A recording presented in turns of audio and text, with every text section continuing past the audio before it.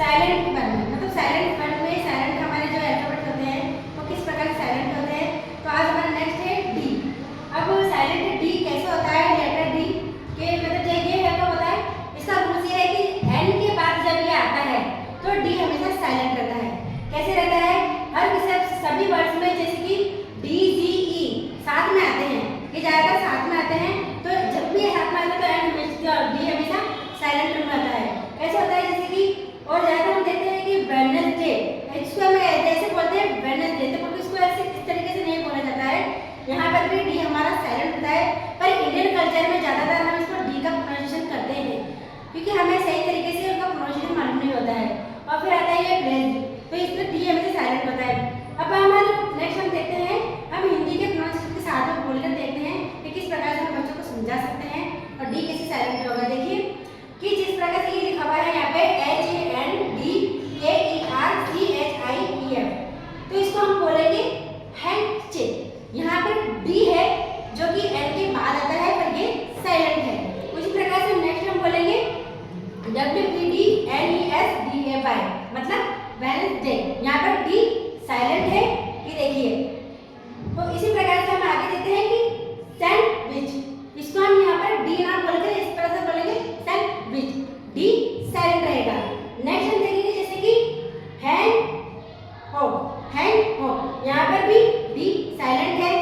Next हम देखते हैं कि वर्ड में लेटर्स, जैसे कि यहाँ पे लिखा है, हम बोलते हैं हमारे इंडियन कल्चर में ज्यादा जैसे कि बोलते हैं ग्रैंडसन, तो डी का प्रोनाउंसिएशन करते हैं, पर जबकि ऐसा नहीं होता है। हम बच्चों को बताएंगे कि प्रोनाउंसिएशन में जब हमेशा डी साइलेंट होता है क्योंकि ये एन के बाद आ रहा है। और इस प्रकार देखिए हम किस कैसे बोलेंगे कि ग्रैंडसन, यहाँ पर डी साइलेंट है। नेक्स्ट जैसे कि हम देखेंगे ग्रैंडमा, ग्रैंडपा और हैंडसम, तो यहाँ पर डी साइलेंट है। तो इस प्रकार से हम प्रोनाउंसिएशन करेंगे। अब देखिए ये तो हो गया डी साइलेंट का कि कहाँ पर कैसे क्या होता है साइलेंट। नेक्स्ट हम देखते हैं साइलेंट जी, ये लेटर साइलेंट जी कहाँ पर और किस प्रकार से साइलेंट रहता है, ये हम वर्ड्स देखते हैं।